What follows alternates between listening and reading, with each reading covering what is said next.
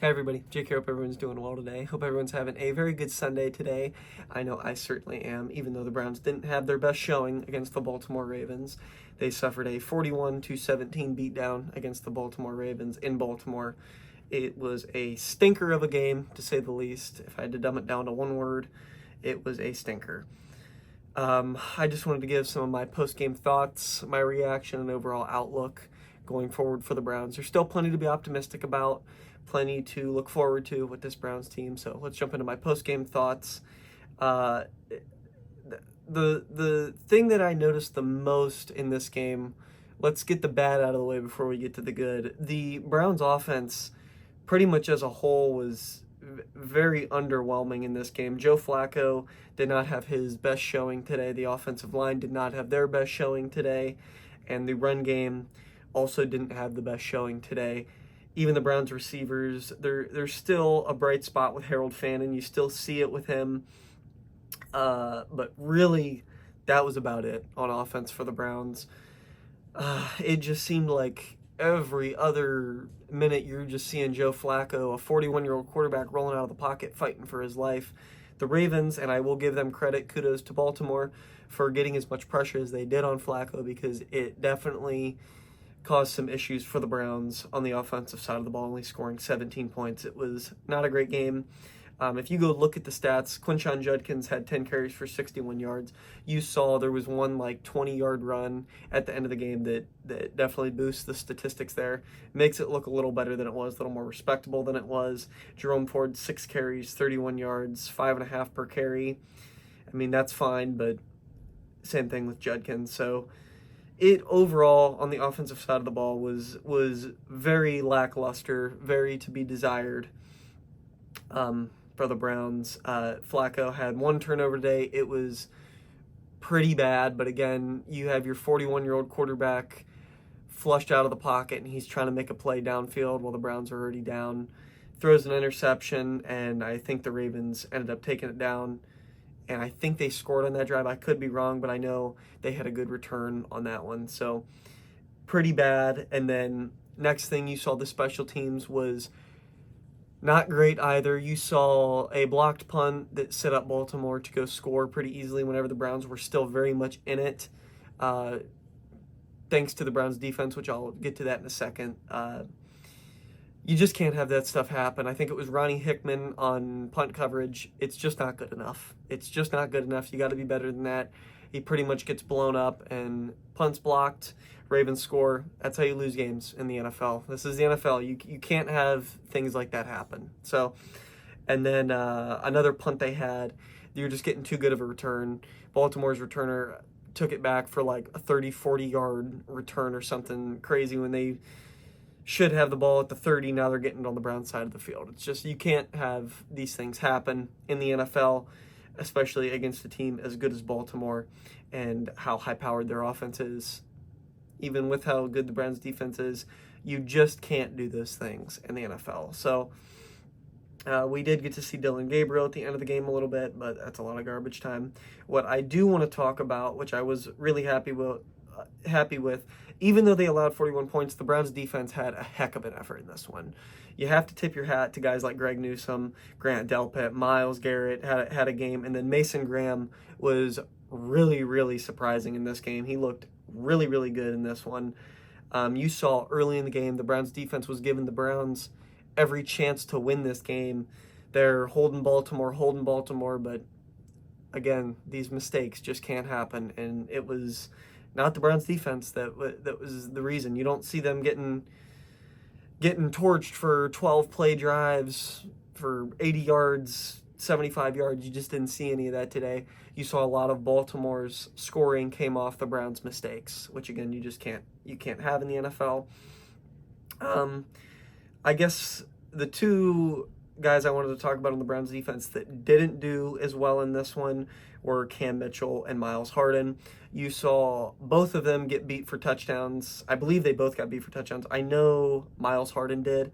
Cam Mitchell, I could be wrong, but he was giving up big plays in this one too.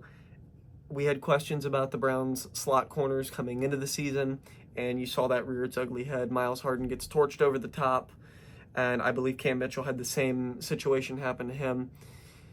I'm not a huge believer in Lamar Jackson throwing the ball down the field, but when you make it as easy as that was, I mean, they had a short field, and Miles Harden is getting beat over the top with 15 yards to the end zone. I mean, how you just can't have this stuff happen. You can blame the safety for not being there to be in position, but you just can't have these things. You can't be chasing a guy down 15 yards to the end zone.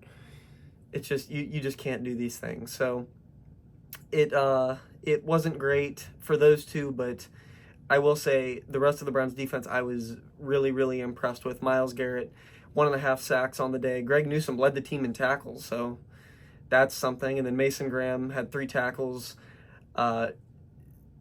Mason Graham is a guy that it's not going to show up on the stat sheets, right? Like, he was in the backfield. He was forcing pressure. He is wreaking havoc there. Mason Graham had a great game. Myles Garrett had a great game. Schlesinger, you didn't see a lot of the playmaking with Schlesinger. Coming into the game, I was really looking to see if Schlesinger was going to have a larger impact on this one, if they're going to spy Lamar, keep him inside the pocket. If you guys watched what the Browns have to do to win this game, one of the things was limit Lamar Jackson and the Ravens rushing attack with Derrick Henry as well. The Browns did an excellent job in that department. You didn't see Lamar Jackson getting out of the pocket. You didn't see him torching you. You didn't see him picking up first downs whenever the pocket's breaking down. You didn't see any of that. The Browns did a great job holding Derrick Henry. 11 carries, 23 yards. If there's anything we can be happy about as Browns fans is when Grant Delpit's talking crap earlier in the week saying it's easy to tackle Derrick Henry. Well, it really looked that way today.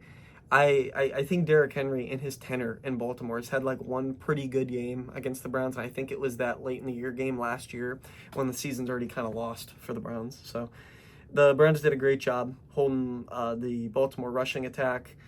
Yeah, and really that's something we can be happy about with the Browns, but Lamar Jackson, 225 yards and 4 touchdowns. You'll just have to live with that, I guess. But 2 of those touchdowns came against the slot corners that the Browns we were worried about coming into the year. So just not a great game. The Browns rushing attack, like I said the Browns needed to control time of possession in this game and sustain some sort of run game going forward, and the Browns they didn't do that. Flacco's thrown the ball 45 times in this one. I really wanted to get away from that if we could. Just take some of the pressure off of Flacco, but really the Browns didn't do a great job at that. And I said that the Browns had to win the turnover battle, and they unfortunately did not. It was 2-0, gave up a fumble and the interception we talked about earlier with Flacco. So all 3 of those are just a recipe for disaster. It's not a surprise that this one got away from the Browns as much as it did, 41-17. Just a very, very ugly game for the Browns. I think that covers everything I wanted to talk about within the game. Now, going forward, we did see Dillon Gabriel at the end of the game, and I know we're going to be frustrated as Browns fans. We are, right? You're 0-2. It sucks to lose to 2 divisional matchups in a row when it feels like you should have won last week, and then this week you just get the brakes blown off of you in Baltimore. It sucks. Browns fans are going to be looking to, hey, let's get Dillon in here. Let's get Shador in here. Rah rah. We're gonna be really upset about the Browns going forward. But I think about what it took for the Browns to move off Deshaun last year. I mean, he tore his Achilles, and that's what it took for the Browns to move off Deshaun last year. Not to mention the Browns don't have the best schedule in the world. I don't know that you want to start next week. We're at least at home, but you get the Packers next week. Yeah, you get the Packers next week. Do you really want to start Dillon Gabriel against Micah Parsons and a great defense in the Packers? The Packers look like a Super Bowl contender this year. I'm just apprehensive to throw a rookie into that environment whenever he might not be ready. I know we're all going to be frustrated with Joe Flacco. I know we're frustrated with this Browns offense, but I just encourage everybody to take a deep breath. Let's regroup this week. Let's have a good week of practice, and let's move into this Packers game and see what we can do at home. We're back at home. Let's see what we can do going forward. After that, we get the Lions in Detroit, and then Vikings Steelers. And then after that, the October 19th matchup with Dolphins, Browns, Browns, Patriots, Browns, Jets. If the Browns aren't looking great then, maybe you consider a switch at quarterback then. But I'm just very apprehensive just to throw Dillon out there, throw Shador out there when really you're setting them up for failure. I'll take my chances with Flacco against these teams that are really, really good on defense. So those are my thoughts going forward with the Browns. Next thing, they have to get this run game going. They came into this year saying that they're going to go back to the old ways, and they're going to go back to the heavy wide zone, heavy sets, and you just really haven't seen a lot of that. You're watching Joe Flacco throw it as many times as Josh Allen is a game. We have to get Flacco's attempts down to 30, 35 attempts. He's throwing the ball 45 times. It just we have to get it down. We have to sustain a run game. This defense is doing everything they can for you to win football games, and the offense is just not good enough right now. 16 and 17 points just isn't good enough. But yeah, those are my thoughts on this one. If I missed anything, go ahead, leave a comment. I'd love to talk with you guys about this game. Let's just keep our heads up, Browns fans. That's what we do. There's still plenty to be optimistic about. So those are my thoughts on this one. If you guys haven't checked, go ahead and look in the description. My X account is there. I'd love to interact with you guys over there. As always, I appreciate you guys for watching. Go Brownies, baby.